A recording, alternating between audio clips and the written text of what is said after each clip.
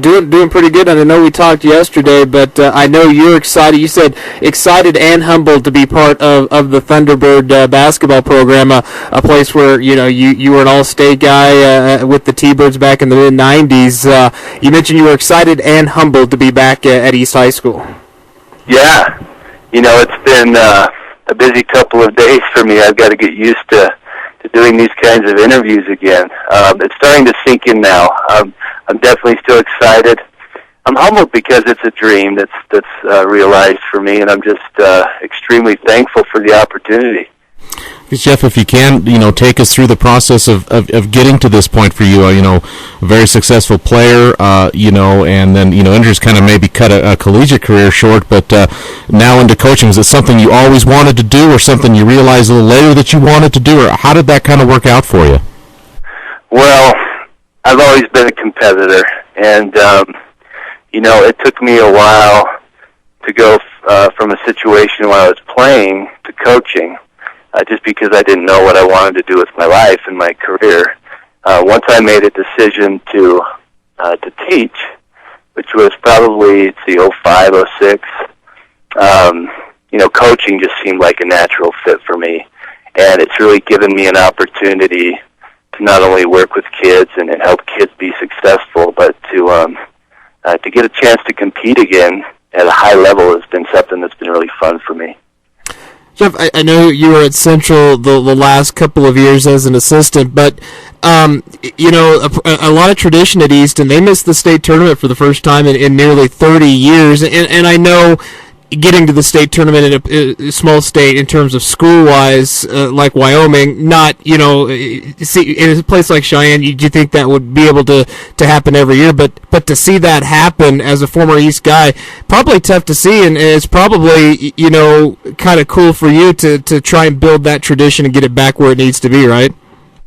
It was tough, and obviously I was proud of the fact that I was a part of a Central staff and team that was very successful, and we've had a lot of success the last couple of years, but it was tough. And I know a lot of these kids.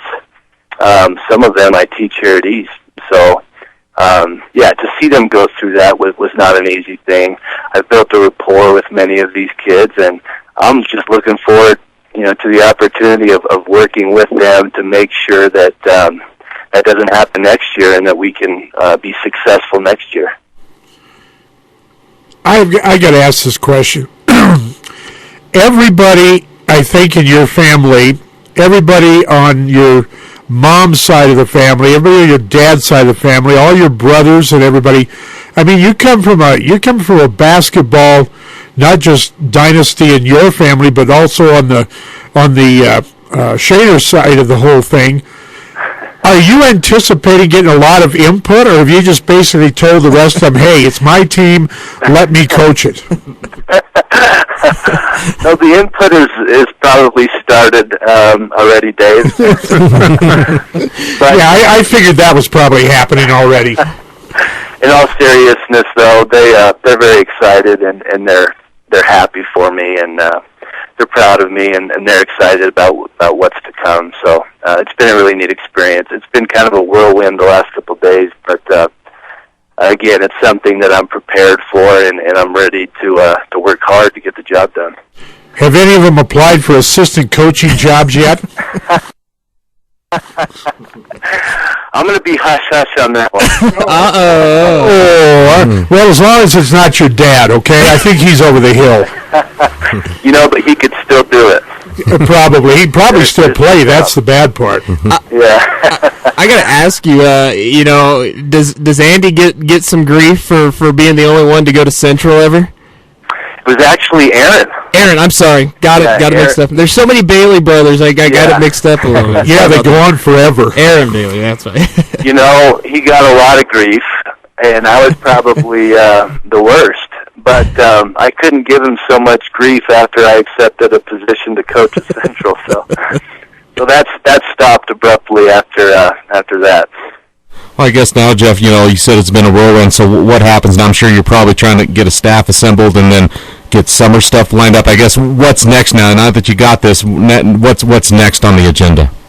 Well, I was introduced to the kids yesterday, and that was a wonderful experience to see them all and to communicate my desires and my goals for them, to have a successful playing career. I'm going to meet with Jerry tomorrow, and we're going to talk about summer camps and clinics and tournaments that we want to get ready for. But we're also going to be starting open gyms right away, and that's something that I told the interview committee that was very important to me, is that we give kids an opportunity to really improve their skills in the off season. In these days, that's really where you get better. That's where you develop as individuals. That's where you develop as teams, and building team chemistry is in the off season. That's what we need to do to compete. And so the work really starts this week and into next week. Jeff, did you get a sense, again, it's the first time you met the kids, so maybe it was more, you didn't, but you certainly were an accomplished player, a lot of your brothers, even Dave, going back to your father and your family on your mother's side, I mean, maybe a lot of these kids grew up watching you and maybe some of your brothers play. Did you get a sense that these kids, they know the Bailey name, maybe they didn't know their coach at first, but they know the Bailey name and it maybe caught their attention? Did you get a sense of that, or is it just maybe a little too early for that yet? No, I definitely have, and I've had that feeling really in Rock Springs and at Central and at East, and that's true. Some of these kids grew up watching us play. As a player, kids used to refer to Mark as my younger brother, and that changed obviously. When Mark went on to be very successful as a collegiate athlete, and I'm so proud of him. But they understand that tradition. They understand that basketball is very important to us, and that we understand the game, and we're committed to kids and helping them to be successful. Jeff, you mentioned something to me yesterday when we talked that was interesting, that, obviously Gillette is kind of the top of the line in boys basketball in this state, but you mentioned something that they're not necessarily have better players than anybody. It's where they start from, the foundation and everything like that. Could you kind of go more in depth into that?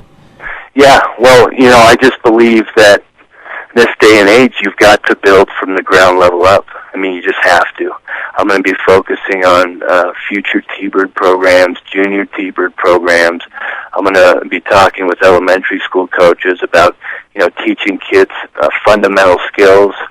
I'm going to be talking with junior high coaches about teaching maybe more specific defensive and offensive fundamental skills, and hopefully incorporating some of the playing philosophy that we're trying to establish at the varsity level.